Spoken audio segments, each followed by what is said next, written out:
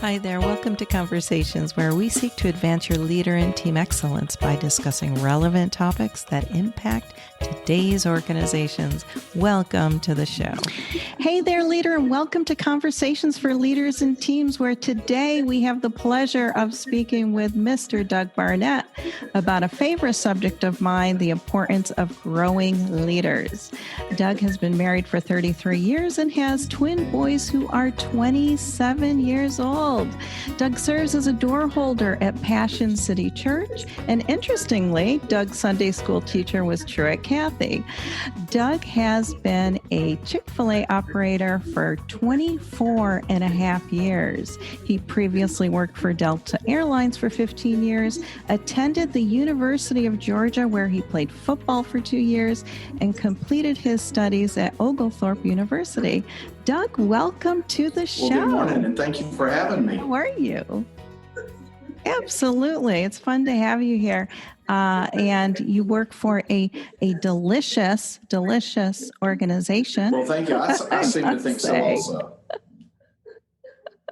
Yeah. So a few things here on your bio. First, as a fellow parent of multiples, I know firsthand the beautiful and wonderful blessing that is, but also the challenges that can come with raising twins, especially twin boys. Yes. Zach and Carson, and 27 years old. They were 11 weeks early, Kelly. So, wow.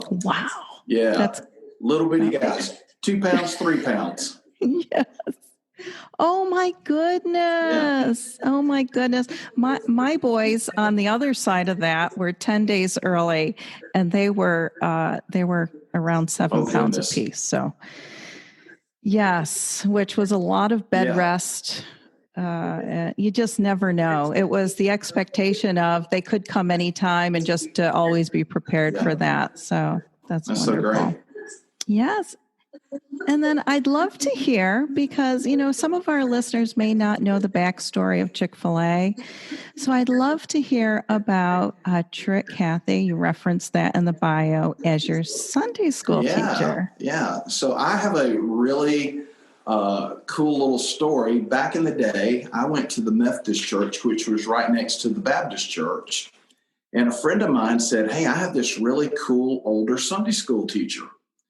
And so I went in to my parents, dropped me off. They went in for their Sunday school. I went into my building that I was supposed to go to Sunday school. I went out in the back building, ran down the street, went to Truett's Sunday school class. I did not know who he was, nor did I even know that he was affiliated with Chick-fil-A, because he never really told us that. And then after Sunday school was over, he said, "Hey, come and go to church with me." And I said, "Oh, no. I need to go back to my church so I won't get in trouble." So I always sat with my cousin up in the balcony, and I knew my cousin could keep a secret for at least until I got there. But guess what? Truett had this way of persuading everyone, and he always put his arm around you, especially these guys, and saying, "Hey, you need to come to church with me." So I sat with him and his wife, Jeanette, probably on about the third or fourth row, which there was no way for a 13-year-old to get out of that. So the bad part is, Kelly, there was a new pastor there, Charles Carter, who had ended up being there for many, many years, and grew the church, really one of the big mega churches in Atlanta of the day. He preached till 12:30. And you can only imagine my church that I attended went till 12. Luckily, I lived in town, and I ran home in a leisure suit. So you can imagine that in the 70s, right? So I'm sprinting home in a leisure suit, and my mom and dad and my aunt and uncle are waiting to eat Sunday lunch. And that was quite a Sunday afternoon. So that's my story of getting to meet Truett. But Truett was full of life. An incredible Bible teacher, but also an incredible listener. And he would listen to these 13-year-olds, and he would give every bit of his energy, and seriously never missed back in the day. He was there pretty much every Sunday. From when people ask me that, I go, he was there every Sunday. I really don't remember too many Sundays that he missed. I'm sure he did, but I just don't remember it. But very faithful. And the other cool thing was, not only after you got out of his class, he sort of followed you and would keep up with you and, know what your activities were at your local high school. And like he would come and watch me play football while I was there. Then when I went to the University of Georgia, he came to a couple of games, just things like that. So he and I always had a really cool relationship, even though I never worked for him in high school at South Lake Mall. But yeah, it's just a great story. We became, lifelong friends, and I just have so many stories that I cherish of him, and just having, fun times. It's like gaining an extra uncle, and really sort of became like the favorite uncle. So it was really cool. Mm. Yeah, that's an awesome story. And I love, I heard you say that he listened and that he really had an interest in you. And that's what great leaders do, right? And I'm sure that you do that a lot with the work that you do on the leaders that are in your charge. And so when I think about this, you grew up, you knew Truett, Kathy. What is the connection there with now you're an operator of Chick-fil-A? And so what is the connection there? How did that all transpire? Well, that is a crazy story within itself. When I left Athens after being hurt and my dad was very sick, I came home. I got a job at Delta, and I started working there and finished school at Oglethorpe. And then it's just funny how God starts, making the path wider, and you're able to see that there's more than what's just literally in front of you. And I enjoyed all 15 of my years at Delta Airlines. They were incredible. They were incredible when the boys were born, not only to me, but to my family. And so, I was just really indebted to Delta. But Dan, Truett's oldest son, he knew that I had gotten into information technologies, and he was wanting to develop a help desk, and just trying to find out what all that really meant. And, the information age was really new to a lot of companies, and it was very expensive to a lot of companies, and it was hard to justify the expense. So that took several years. And then the CFO, really, if you ask Buck, the old CFO, he's retired, Buck would say he recruited me over Dan, but Dan would tell you Dan recruited me. So it's really a great little story there, especially hearing both of them tell it, because they have their own spin. But I really know who got me. So it was quite comical. But long story short, that did not work out, and they had to go before Truett. And they took me up to his office, and I had not told Truett I had even been interviewing. And Truett said, "Why haven't you told me this?" And I said, "Well, I just didn't really think that I needed to talk to you about it." And I said, "But my relationship's too important to jeopardize a job over what we have." And it sort of spun at warp speed from that point there. That might have been the $1 million answer. And it really was true to me. I would have stayed at Delta Airlines till now if that meant keeping an incredible relationship, not only with him, but his sons. And so Truett said, "Hey, why don't you just go run a restaurant?" And I was like, never thought about that. I said, "The only time I worked for you was about 10 days. He used to take his Sunday school kids and fly them, and we would help him grand opening restaurants back in the 70s and 80s. Is that not hilarious? How fun is that? Yeah. Oh, my gosh. And so we would great. do those kind of things. So I ended up starting in Middle Georgia, in Perry, Georgia. I was there for 5 years, and then I was able to come back here. I'm from Jonesboro, but Fayetteville is the next city over. So that was home. It allowed me to get back to help my mom with my dad. And so we opened up a restaurant called the Store of the Future. And we built it in '01. And the neat thing about it had 150 new innovation items for Chick-fil-A. And Wow. that was very interesting. And Dan literally would come in and work with me at night for about 2 years. Wash dishes, serve the kids. It was fun watching him do all these things. And the kids were always taken back by what all Dan did for us, and it wasn't about just watching process. It was about living the process and trying to figure out, does this really work? And it really taught me as a leader that I have to recalibrate very often.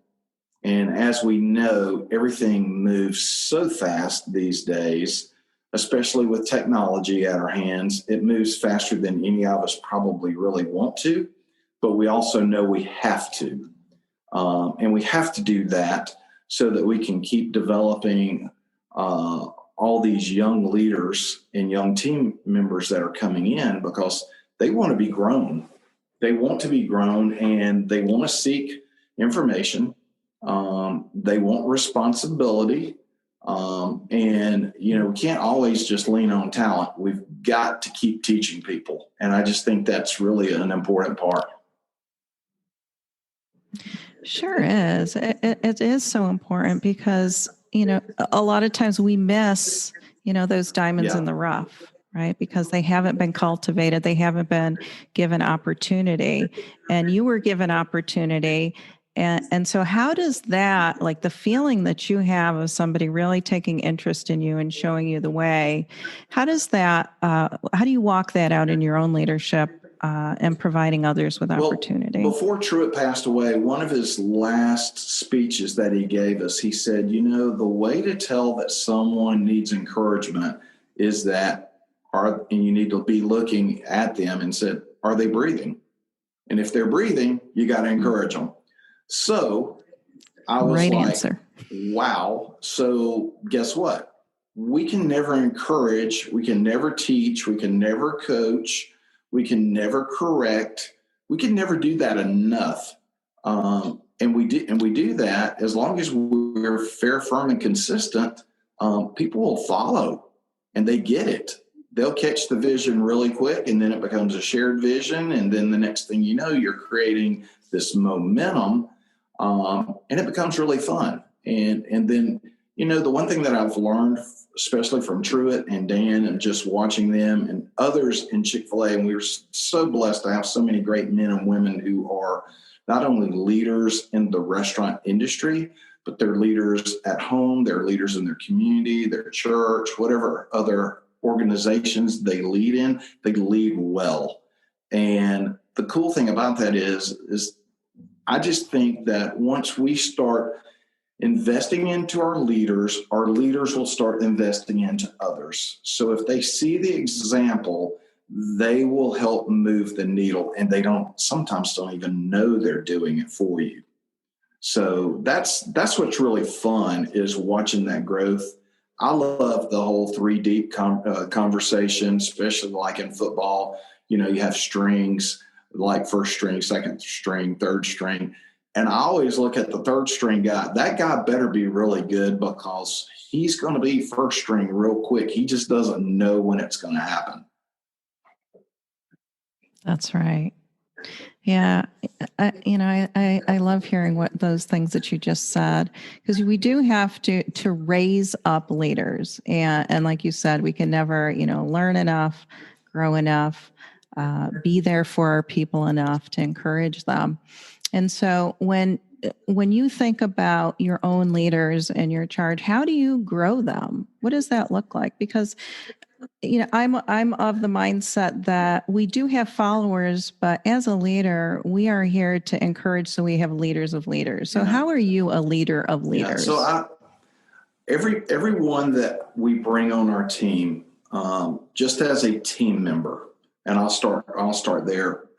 I tell everyone that they are responsible for themselves.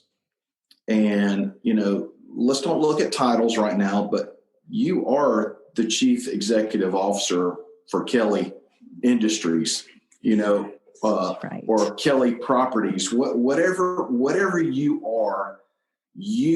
are responsible for that. So my responsibility is to grow you. Your responsibility is to take all of that information, grow yourself, develop yourself, and then start moving it to the next person. So it's sort of a John Maxwell principle that we've all heard John talk about over the years. But if you want to move up, you got to have somebody to fill your gap. And I really do believe that. So the big approach that we take with this is, I want everyone to grow. And while they're working for me, I want them to meet and exceed the expectations that they have for themselves and what they're trying to accomplish for their family. So I always tell everybody, hey, the game is bigger than just you. As you and I both know, we have spouse, we have children, you have grandchildren, yet you have responsibilities. And there's these things called want, needs, and desires, and you need to be thinking about that. You don't need to be thinking about it paycheck to paycheck. You need to be thinking about where we're going. So we discuss life goals. We talk about all of those types of things. We talk about, what's your vision for yourself? And I think most people don't understand that. They're not taught that in high school or college or tech school. They're just not always taught about, you need to have a vision for yourself. Now, you may work for a company that has a vision and you grasp that, and it may sometimes work for you personally, but it doesn't always necessarily work that way. So I tell everybody, let's have a vision for yourself. Let's set some goals. And that's one thing we've really worked on this year in 2020. We had this great plan, a little buzzword was Focus 2020. It was going to be really cool. And man, we started out the gates real well. We had a system built. We had everything going. And this thing called a pandemic just sort of derailed that. But we went back and we started playing the game of growth month to month. We still had a 90-day plan. We worked on it. It was rolling 90, but we just lived on the 30. And living on the 30 was a lot simpler for everyone. It sort of took the stress off of everyone. So by doing that, I think people enjoy seeing progress and they see what they're doing. Everybody likes competition, even though they may say, I'm not competitive at all. They do like a scoreboard. As long as leaders know how the game is going to be played, and as long as you know how you're keeping score, you can have fun. And everybody can win. Even if you fall short, you're still winning. You move the needle. And that's the one thing that I've learned over the years is being a former athlete, you either win or lose. Well, we're also moving the needle. In business, you win and lose every day, but someone is moving the needle. The team may not have moved the needle, but Billy moved the needle. And we need to recognize Billy. Don't worry about what happened to the team. Recognize Billy, because Billy really has the key, because if Billy starts winning and the rest of the team picks up on it, then everybody goes, okay, I want to be like Billy. I want to figure out why is he getting props. And this whole thing of going back to encouragement becomes louder for all of us. Yeah, and it is definitely needed. About that whole vision, and yes, organizations do have a vision, like you said, and it's important for, senior leaders to be painting those people into the vision. But like you said, it also has to trickle down into that personal vision. Because when you have a leader hat on, regardless of the level, whether or not you have a title, I'm in the mindset that we are all leaders, just like you said, in our communities, our families. We don't take off the leader hat. It's personal, professional all the time. So I think that's, that was important information that you shared with the audience as far as reminders to have that personal vision. And then how are you walking out that vision in each of the areas of your life so you can, be on target. So when you think about think about your leader, either your leadership, your people's leadership. How do you focus on that? What are some of the things that maybe you do in a practical sense to help the leaders in your charge to really focus? So we've built a team over the years, and honestly, Kelly, the way that I've looked at this is that the restaurant industry, is, it seems like it's 7x24, even though we're closed on Sundays. And it can easily be that way. And the one thing that I picked up on from working at Delta Airlines, I felt like I really had a better grip because it was a 7x24. And I worked midnights for 12 of my 15 years with them. So not only in leadership at Delta, but also as a team member. So I got to see what shifts also do for folks. But what I was wanting to get at with that is, how do we do that? And we want to be able to build these people from top down. And you want to be able to talk about, in today's world, it's not always about pay. It's not always about the benefit package, but it's about self-reward and freedom. And the one thing that I like is I like freedom. It stirs me in a way that I don't want to be. It's really sort of a spinoff of the Bible verse, don't be a slave to the lender. So I don't want anyone to be the slave of what they're doing, but I do want them to excel in a way that they are able to achieve each and everything that they want, need, and desire. So what does all that really mean there? So when you're talking to a 16-year-old, they go, I don't even know what you're talking about. But what we want to do is we want to not only develop you in a way that you can meet and exceed the expectations of the desired result we're trying to get to, but we also want more people to get that also. And if more people can do that from top down, even with, I have 2 stores, so I have a fairly large leadership team. And so, we're closed on Sunday. So we're trying to figure out how to get people off so they can have back-to-back off days, like a Sunday, Monday, Saturday, Sunday, or Friday, Saturday, Sunday, those kind of things. So the deeper we become, the more freedom everyone has. So everyone can get to those days versus having like a split off day, like a Sunday and a Tuesday. Those are winter off days. If you've never tried that, you ought to try that one day. It's very rewarding. But we do that in a way so that people can have their freedom to be with their family and freedom for themselves of whatever they're trying to accomplish. The other part of it is like what we talked about earlier, is in a learning environment, I want to be able to create freedom so that people can go back to school, they can take a class, they can do something at their church, whatever they're into, join an organization, work at a food bank, something of that nature. I want them to feel like, hey, I can do something else outside of work. And that's where the reward starts happening. That's where we start seeing the momentum move again, is when we create freedom for people, they get real excited about what they're doing.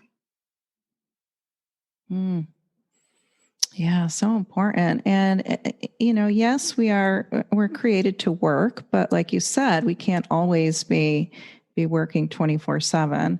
And it's important for leaders to understand that self-care component of leadership and the rest principle, right? And I think it's amazing. When I first was introduced to Chick-fil-A, it was only it was maybe 8 years ago. I grew up in the North Country. And so I never heard of Chick-fil-A.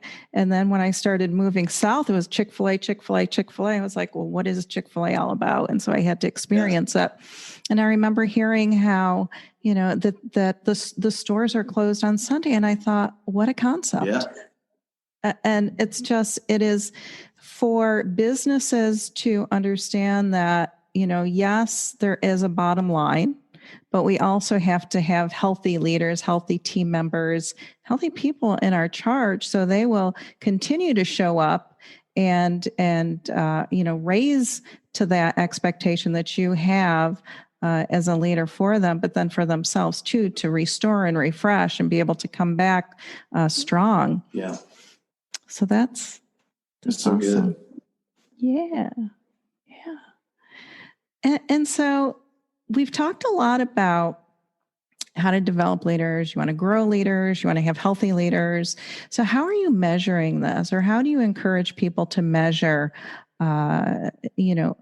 maybe give some examples of that? Well, I think the biggest thing, like for me, I have what we call a group called Core Plus. So I have a small group of leaders that run really sort of the senior leadership team that run the restaurants. And within that, we meet, every week to every 2 weeks, depending on what's going on in the season, especially like with pandemics. We've done Zoom parking lot meetings, you name it, we've done it. So Can you talk about that parking lot meeting? And sorry for the interruption, but I think it's important here. So I'd love for you just to touch on that for a second. Sometimes what I've learned is Zoom and Microsoft Teams are great, and FaceTiming is great, and and just a phone call is great. But people, when we're so far apart, even though we could only be a mile away, it feels like, East Coast, West Coast. And I started thinking about this, and especially being in a multi-unit situation, I didn't want to go into one restaurant and then go into the other restaurant and be that guy that would become the spreader. So I stayed out, and we would have parking lot meetings, and we would spread out. And, of course, we're basically running a drive-through play out of our freestanding restaurants now. So we have this nice parking lot that team members now park in and leaders park in. And so I would park in one side of it, and I'd stand by my truck, and they would stand, way away. And we would talk a little loud, but that way we could get our point across to one another and have a discussion versus doing it on Zoom. And it was warm. It was reassuring, just to see another person in life. And sometimes it would be quite comical. We would get, giddy about seeing one another because it was just a little different. And but, we still do it. And, of course, those meetings go a lot faster, especially in the summer when it's hot. So you know how to run a 1-hour meeting in about 15 minutes. So we became very productive in meetings. A lot of idle chat. That's a good sign. Idle chat left, and we went chasing rabbits. And so we had a lot of fun. And but that was the way parking lot works. Yeah, that's really cool. I think it's very innovative and a great way to keep those connections. And like you said, the innovation like this, Zoom, team meetings, whatever, it is good and it is necessary. But when you have an opportunity, like you created that opportunity for you to be face to face, and it was meaningful. Like you said, you got giddy, right? People get giddy because you want to be in the presence of other people face to face. Yeah, the one thing I found out with meetings, especially with leaders, they want it to be to the point. They don't want it to run over. They want to start on time. They want to finish on time. And then they want to have some action items that they can go attack. And that was the one thing in the parking lot we were able to do. And it just sort of felt better than getting it over the phone or over your iPad. It just felt so much better. And I think the reward was there. Yeah, there's definitely something to be said about that, because it is a different feel and people need to experience that. And so for the leaders on the call, if you're not innovating in a way like a parking lot meeting, that might be a practical tip for you We to won't do. even charge it, will we? That's right. Oh, so back to the measuring, and I apologize for that interruption, but I thought that's really important for leaders to hear. Something as simple as that can be so meaningful. So the way we've measured this year, we sort of took a different approach. We all went to a planner system this year. So it became very important. I think I heard on one of your podcasts about journaling. It really sort of stirred me. And I'm not a journaler. I'm a jotter. I jot. That's all I do. I'm a one-liner. I jot. That's the way I do. And then we had Michael Hyatt came and spoke to our regional meeting a year ago, and Michael was sort of telling the whys of his planner. And I said, you know what? I think I'm going to try this. I've never done that before.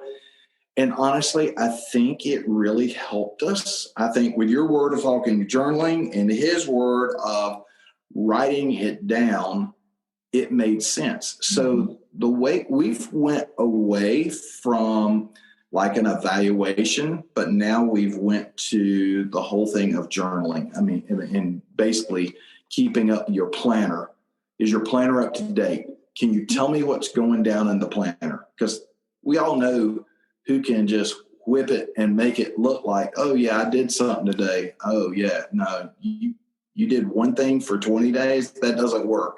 It's got to be a little more detailed, you know? So leadership has figured that out. Like I'll say, hey, let's see a planner. And sometimes it's scheduled and sometimes it's not. I'm like, hey, what's up? What's your big three for this week? You know, what are we accomplishing? Hey, what's the big three for the month? What's the big three for the quarter? What are your big three? What are our big threes? You know, so you know, I look at it. I look at it from a standpoint like, hey, how are you growing?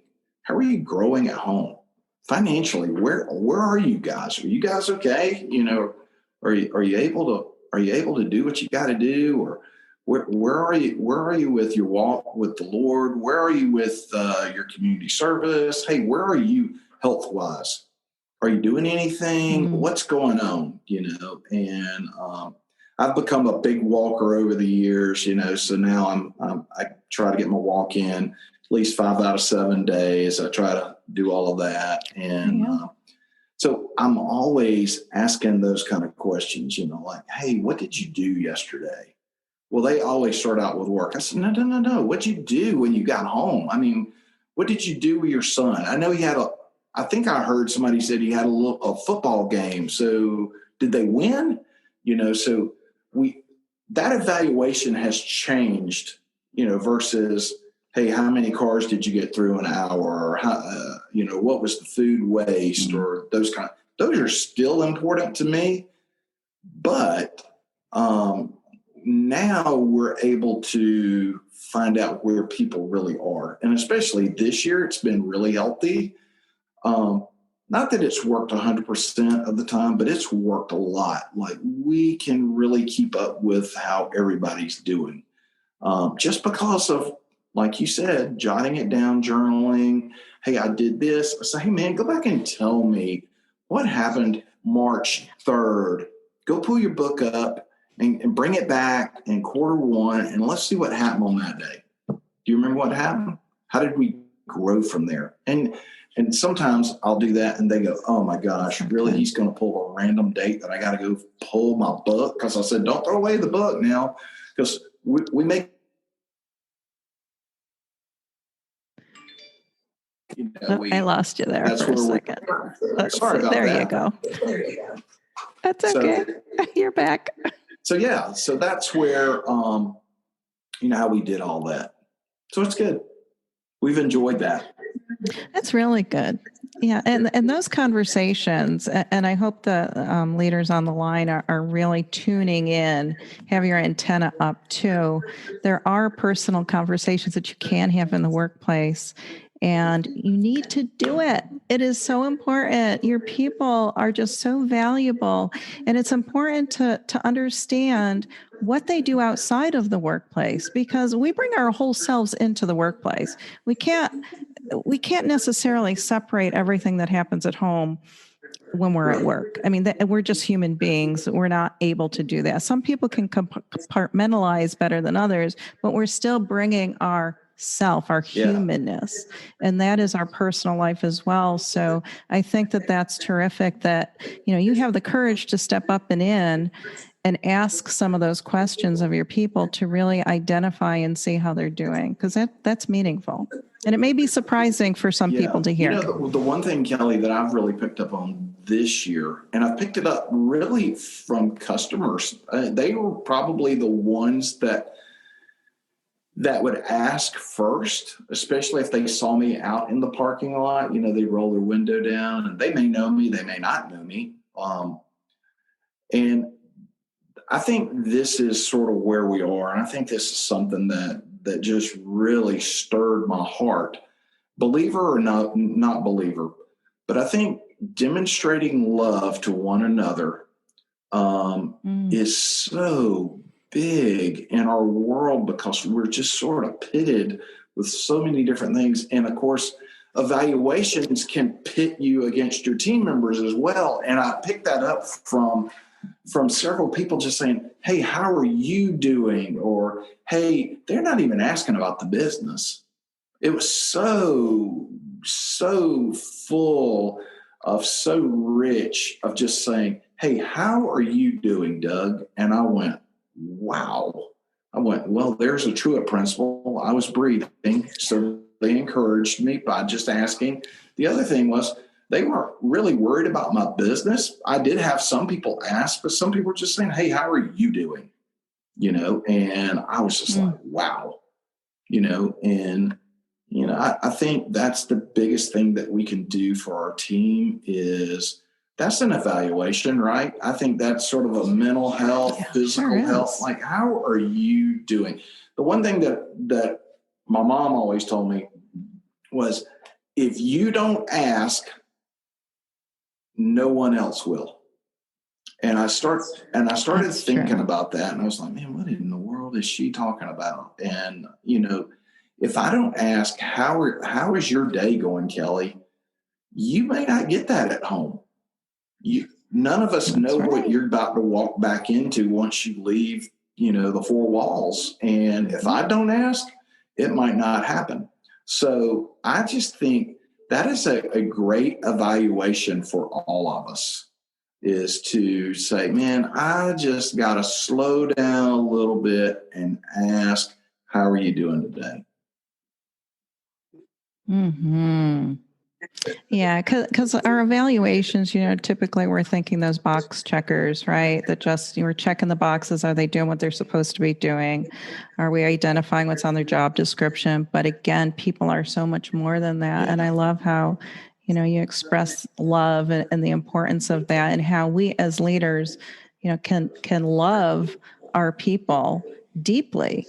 And you're going to have people that are going to be staying with your organization much longer if they feel that connection with their leadership, where you are actually caring and having compassion and understanding about some things that maybe are going on in their life. And so I think that's terrific. That's good. It's a good little thing that I've been working on, because just you have to sort of slow down, and slow down and roll down the window a little bit, and just enjoy. We're too busy. We're too busy right now, and we lose sight of what's in front of us. That's right. Yeah, I always say there's a difference between being busy and being busy, where like your head's spinning and you're just doing way too many things, and really pushing on the brakes a little bit, and having that time with yourself, like you said, with journaling or jotting down or whatnot, but then with your people as well, the connection there. It's good stuff. Wonderful. Well, I would love to be able to connect people with you if they're interested in knowing about your business opportunities, or coming to work for you. How can people connect with you? Well, if you want to, you can connect with me on LinkedIn. Doug Barnett, or you can connect with me at Doug, Doug.Barnett, Barnett, at CFAFRANCHISEE.com. 2 E's on the end, franchisee. 2 E's on the end. Yeah, That's right. Yeah, we have a program called Launch for graduates, undergrad and postgrad, and it's a 2 to 3 year program of learning the restaurant business. And not only are you learning the restaurant business, but you're learning leadership skills. So we run you through some curriculum that we have through Chick-fil-A. And then we also run you through some curriculum that I like personally, books to read, projects. We do all of those kinds of things. We get you involved in public speaking. I mean, we stretch you. We're trying to grow and develop you so we can launch you back to where God has this path directed for you. It could be for Chick-fil-A. It may not be for Chick-fil-A. And we've been very fortunate. We've got 36 people in the system over my 24 years. So we have some operators and we have Chick-fil-A staff members. So we have them all over the place. So, wow, that's and then fantastic. we've had folks now who work for Coca-Cola, Delta Airlines, Home Depot, Duke Medical, you name it, we've got them. School teachers, full-time moms. I'm just so proud of everyone who's come through and worked for us. So it's been really good. What an amazing opportunity to not just, I mean, if somebody's looking to step in and really grow themselves, there's an opportunity there. Yeah, it's really good. Regardless of what level, which is amazing. I find that. I've had one of my guys that works at Coca-Cola now. He's been with them for almost 10 years. And he said, the principles, you can carry them wherever you go. And it's not really about, we call it the two pickles, the two pickle factor, the two pickles that go on the sandwich. He goes, it's not about the two pickles. It's about more. It's more than that. It's about building relationships, and it's about building the backstory of how you're going to be successful the rest of your life. And that's not just at work, that's at home. And that's in your community. So that's where I get my energy, my charge, where I start seeing that. And it's so cool. It's just so cool to see how our people grow and how they're reaching out. And, gosh, I've got a couple that are school teachers, principals, counselors. I mean, wow, you're talking about having a positive influence. That's incredible. Yeah. And it started with a guy that had a dream about a chicken sandwich. And, but it's people. It's people. But that's any industry that we're all in. It's all about people, and we just have to be mindful of that. And we can't say that enough because, we're not in the dark ages of leadership. We are all about relationships and really building those trusting relationships, a great foundation to build upon so we can bring people into that leadership fold and help them design their life, like you said, who God has created them to be. Super important. Yeah, truly is. Yeah, so thank you for being able to be the leader that you are and really be able to bring people into that leadership fold, grow them, launch them, help them, whether it's through Chick-fil-A or if they, leave Chick-fil-A and go on. I think those are great success stories for you. Yeah. So I appreciate the time that you spent here today. Well, thank you so much for having me. And connect with Doug on LinkedIn or on his email address that he gave you. And tell him you heard him here on Conversations for Leaders and Teams. All right. Yeah. Make sure everyone eats more chicken, too. How about that? Yeah, more chicken. More chicken, everyone. For sure. All right. Well, you take care. Thank you. Bye. All right. We'll see you soon. Bye-bye. Bye-bye. If you like what you hear on Conversations for Leaders and Teams, be sure to download us on Apple Podcast or your favorite listening platform. And while you're at it, go ahead and rate and review us. And if you haven't purchased my book, Leadership Excellence by Design, Strategies for Sustainability and Strength, get your copy today on Amazon. Until next time, this is Dr. Kelly Whalen. Keep doing great things because our world needs leaders like you.